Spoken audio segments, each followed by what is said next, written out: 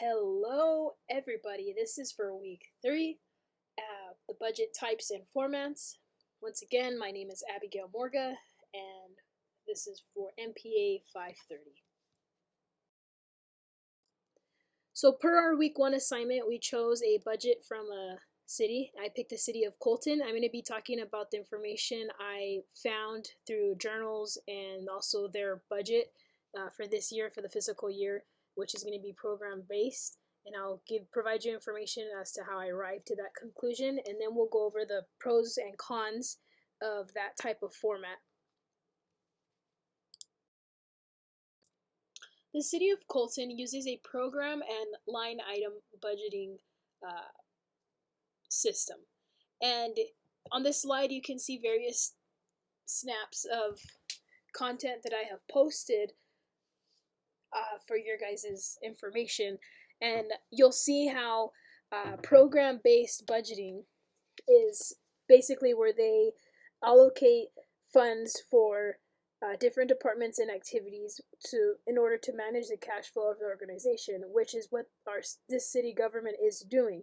They have different departments. They have the gas, they have air, they have VITEP is a vehicle service that they do. They have a police department. They have fire department. They have finance. They have so many departments. I can't begin to name them all. And they use them and have them to, they have to give money to each and every department, and they have to evaluate based on this budget, the combination of program and line budgeting. They have to evaluate how much input and how much output is coming from each department.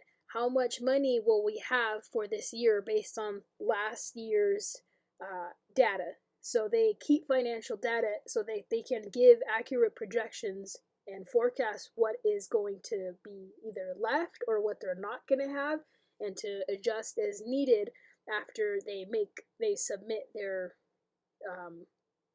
respective departments. They submit their proposal for each. So it's important, and that's how I identified this specific use of program and line budgeting, because they do make it clear what are their priorities, how much money do we have to work with, which is projected to be the 150.1 million, and how much is going to go to each specific department that we talked about earlier.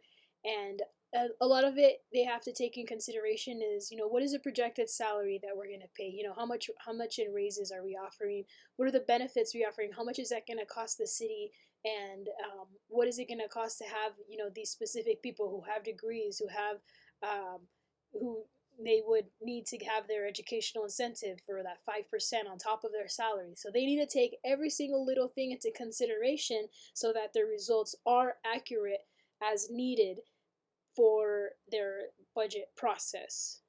This specific approach is very unique because it sets goals and objectives for each individual project. I definitely see how it brings a accountability aspect, and transparency, but it forces that person to keep in mind, well, what are based on the past and present and the future.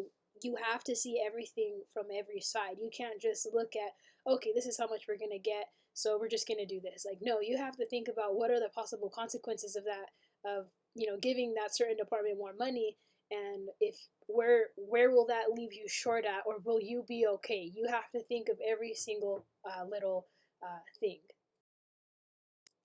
So here on the side, you'll see the journals that I found and cited, that I used to supplement my research about program-based budgeting and and line item budgeting. I thought it was important to note that there is advantages and disadvantages. A couple of the advantages are that it helps in determining the priority of the project. So you get to see, what should I fund more? Where do I need to take money away from? How is this going to help? How is it going to not assist the city in its potential growth? So it definitely helps with strengthening the services that your city offers, and it helps with that. It's simplifying the managing and planning process by finding where you may need to put more money or where you may need to move money because it's more money is required in that area. So disadvantages is that the program budget, if it's wrong, if your past information reference of financial is incorrect, then your data that you compiled to create a budget based on a program budget is going to be wrong, and it can potentially lead to increase in money being spent in specific places where you didn't have to spend that money. So that's important because you want to be efficient with your money and not waste money.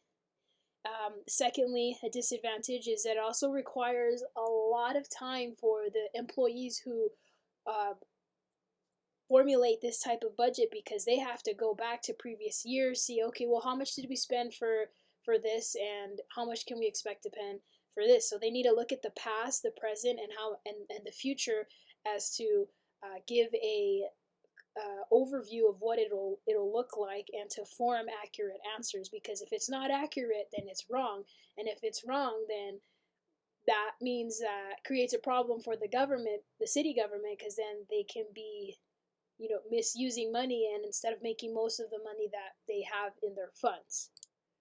The line item budget, that brings accountability and transparency to the budget process, and it it's also which is a good thing because that's what you want, but it can lead to, as same the program budget, to additional costs if if you don't look at the information right, instead of thinking like, okay, well, it's going to be the same as last year. Like, if you don't look at it, then small mistakes that were made the past year will be overlooked, as we learned in our lecture earlier this week.